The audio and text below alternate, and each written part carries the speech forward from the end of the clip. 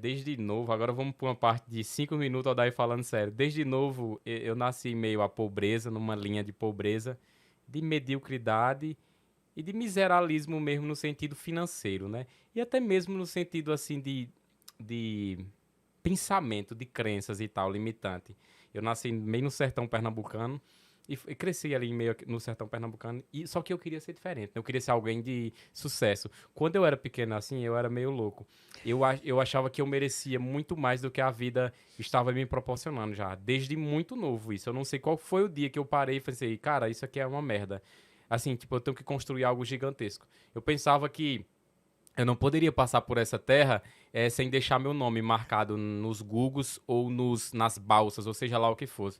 Seja lá no que fosse. Eu queria fazer história. Então eu acaba que eu. Ah, vamos lá, fugi de casa quando eu tinha 10 anos de idade. Sério? 10 anos de idade para poder, assim, fugir da minha realidade e co-criar uma outra realidade em um outro ambiente, de outra forma, para poder salvar aquela situação de modo geral, porque a gente vive em ciclos. O que é que acontece? Se você for fazer hoje constelação familiar, o processo Hoffman ou qualquer uma outra coisa, você sabe que o nosso pai tem o mesmo comportamento do nosso avô, que a gente tem o mesmo comportamento do pai. E às vezes nem sempre esse comportamento é bom, né? Por exemplo, essa cultura de nasci pobre, vou morrer pobre. Pra mim não é legal, eu não acho legal, Ah, sabe? é. Eu respeito muito, tenho uma amizade, faço humor pra eles, mas eu não respeito esse tipo de fala, eu não gosto desse tipo de fala. Eu acho que todo mundo tem a possibilidade de criação, de riqueza, ou criação de prosperidade, principalmente porque isso vai ajudar muita gente. Quem gosta de miséria? Ninguém, né? Muito pelo contrário, a gente trabalha muito para poder dar boas coisas a nossa mulher, a nossos filhos, a nossos avós, a nossa mãe, nosso pai. E eu pensei nisso. Então eu fugi de casa, fui fugindo, eu sou um fujão, fui fugindo até que um dia fui morar com uma tia também, fugi da tia, até que um dia eu Gente. fui resgatado por um abrigo lá em Petrolina. Eu entrei em um abrigo de jovens e adolescentes, era chamado Petrap. E daí foi o lugar que foi o divisor de água na minha vida, porque eu tinha uma educação muito mediana, em todos os sentidos, tanto escolar quanto de casa.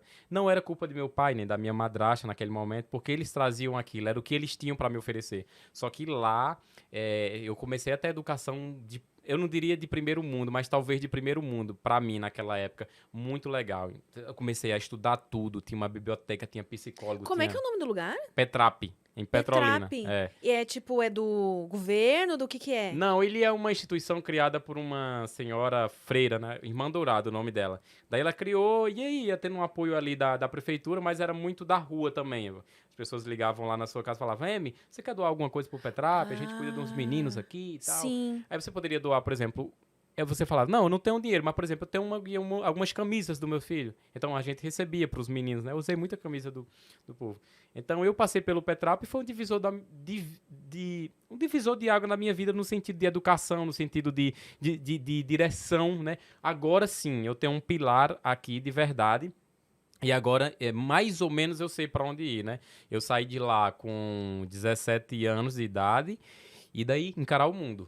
Encarar o mundo. Eu tava longe da cidade que meu pai tava Mas e e como é que foi quando você fugiu da sua casa? Você disse que fugiu com 10 anos. sim,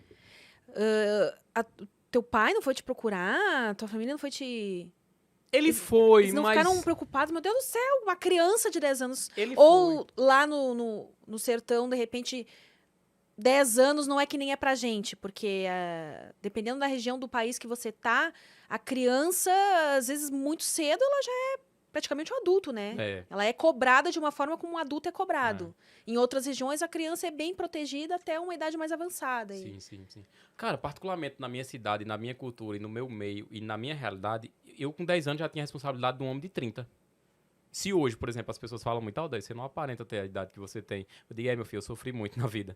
Mas eu não tô aqui pra, por exemplo, evidenciar sofrimento. Mas só tô falando, né? Enfim, mas eu com 10 anos de idade, já tinha a responsabilidade de um homem de 32. Eu ia pros bueiros de carvão com meu pai fazer carvão, saía de lá puta, todo melado, assim, todo acabado devido às árvores, assim, colocar a árvore nas costas pra carregar, feito um homem bruto mesmo, um homem grande. Então, Nossa. esse aqui era todo ferido e tal, de um lado e de outro. Eu carregava carvão nas ruas, assim, da cidade, então um peso muito grande. Vamos lá, eu tinha 10 anos de idade, eu já carregava uma carroça com 2 sacas de carvão, cada saca pesava em média 30 quilos.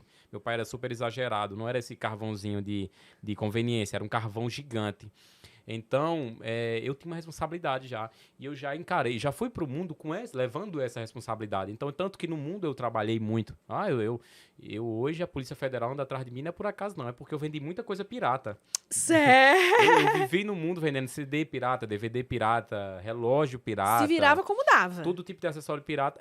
E aí ganhava uma determinada comissão por aquilo. Vendi muitas frutas também, dormi em cima de caminhões, dormi em feiras e tal. Foi uma. Eu tô, assim, tentando resumir, mas foi uma longa história de tentativa de dar certo na vida, trabalhando muito, feito um louco mesmo.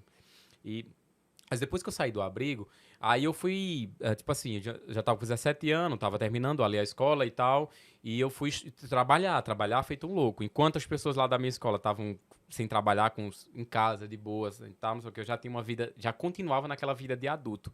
Trabalhava muito, velho, feito um louco. Eu saía, por exemplo, de um lugar chamado Tal do Pastel, lá em Petrolina, do meu amigo André, eu saía de lá, era 1 hora da manhã e teria que estar na escola, tipo, 7 horas da manhã.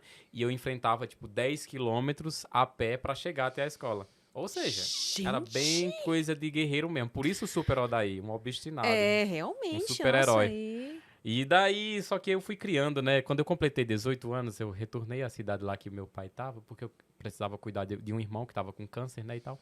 Terminei a escola lá e coloquei e falei pro mundo o que eu queria ser. Porque eu sempre gostei de pontuar o que eu queria ser desde pequeno. Inicialmente eu pontuei que queria fugir do miseralismo, da pobreza, né? E depois eu pontuei que eu queria ser humorista de sucesso. Mas e quando que você decidiu que você seria humorista? Você já tinha, apesar dessa vida difícil, você tinha uma facilidade em levar as coisas com Muito, humor? muito, muito. Eu Era acho natural que pra você? é natural. Eu acho que como eles pedem em uma oração que tem, que é quando você estiver necessitando de uma oração, que você seja um orador, que a outra pessoa seja um orador. Eu acho que eu sempre pensei, quando a pessoa estiver precisando de um riso, eu vou chegar lá com uma piada. Então eu sempre cheguei, pra mim mesmo, até pra mim, nas piores situações da minha vida que eu lembro até hoje, assim, é difícil esquecer essas coisas, né? Eu sempre orei a Deus, mas eu sempre pensei positivamente, eu sempre fui amigo do universo. Eu olhei pra cima, assim, em alguns momentos da minha vida e falei, eu tô aqui nessa situação, eu tô sem R$ 1 no bolso, eu tô diante de toda essa fragilidade que me assola e me cerca, mas eu vou ser um gigante, eu vou crescer tanto, eu vou ser tão grande que as pessoas vão falar, caralho, como ele cresceu. Eu pensava assim. Eu tinha esse pensamento. Para algumas pessoas isso pode ser um pouco prepotente, ou pode ser, seja lá o qual for o adjetivo que ela dê, mas para mim era só uma coisa de positivismo mesmo. Eu nunca pensei que eu seria pequeno do ponto de vista de criação de modo geral, do que eu fosse fazer, entendesse? E então eu trabalhei muito para isso. Quando foi com 18 anos eu disse que iria ser humorista, né? Eu disse assim numa roda de mototáxi numa cidade chamada Serrita, capital do Vaqueiro. Cidade do João Gomes, né? Que eu eventualmente morei lá muitos anos da minha vida. Falei que ia ser. E foi a maior piada da cidade. Não porque foi engraçado, mas porque as pessoas disseram, como que tu vai ser? Tipo, Se você vai ser humorista, você vai ser um ator que você mora em Serrita. Serrita, quem diabo é que vai ser humorista em Serrita, ator em Serrita? Eu falei, você. Vocês ainda vão me ver na TV e tal. Eu sempre tive um defeito, assim, que as pessoas falavam que eu era muito doido, de falar o que eu iria ser. Eu dizia, mas vocês ainda vão me ver na TV. Dizia bem assim. Isso até então era aquele meio... negócio de esconder algumas coisas para as pessoas não colocarem mal olhado e tal, se pá não funciona muito. Então tem, né, umas correntes que falam assim, não, é melhor não contar os seus planos, o que você tem em mente, porque alguém pode ali botar um olho gordo. Você era tão seguro que, não, Não, vou não. anunciar, vou jogar pro universo, você tal coisa e... Não, eu jogo pro universo. Eu jogo pro universo e jogo... Hoje nem tanto, porque assim, hoje eu já sou um cara mediano, no sentido de mídia e tal, e no sentido de tamanho. Então, quando eu falo hoje, algumas pessoas já me veem com outros olhos, entendeu? Não é, Tipo assim, né, fala, que cara prepotente do cara. Aí fica falando que vai fazer as coisas, deixa, faz, só faz e tal. Mas antigamente, quando eu era zero tudo, eu falava. Não tinha nada a Porque perder, era né? só loucura, não tinha nada a perder, mas não tinha imagem. Ele é um cara prepotente, é um cara arrogante. Não sei o quê. Não, Foda-se. eu metia o louco, eu dizia mesmo, vai acontecer e tudo, vai fazer. Então, e eu comecei a trabalhar, porque nesse tempo eu fazia um monte de imitação, sabe? Ah, você já... Fazia Você tinha alguma inspiração já? Quando você decidiu ser humorista, assim, você já tinha pessoas que você... Tinha o meu pai, né, que é uma graça. Hoje, inclusive, meu pai, a repórter lá da cidade, lá da Serrita, parou ele na feira e disse, estamos aqui com o Zé Frazão. Ela disse, estamos aqui com o Zé Frazão, que é o pai do grande humorista Odair, que agora está se destacando em São Paulo. Zé Frazão, o que você acha do seu filho? Ele, eu sei que ele é muito doido. Aí saiu.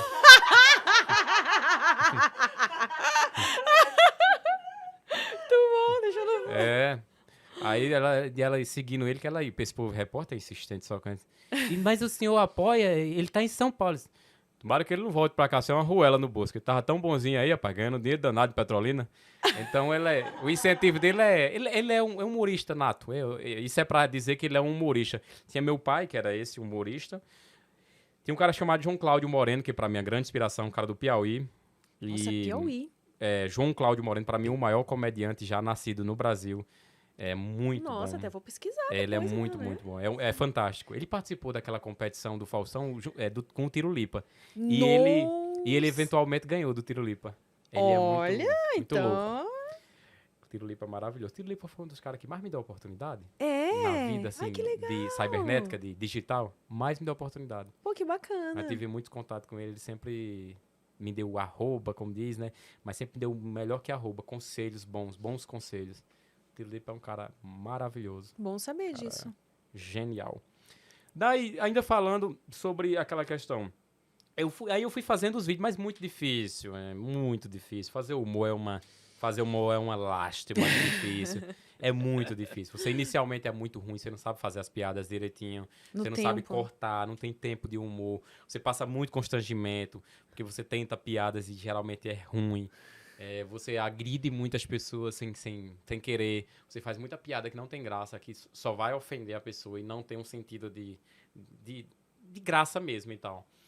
Mas aí você vai aprendendo. E eu já tô nisso há 7 anos. Aí eu fui aprendendo devagarzinho e crescendo de forma gradativa, né? E tudo, as coisas acontecendo bem devagarzinho, assim, tudo. Uma coisa aqui, outra coisa ali. E estar aqui hoje, por exemplo, é uma grande vitória pra mim. Sinto muito feliz. Fico lisonjeada que você pense assim. É isso.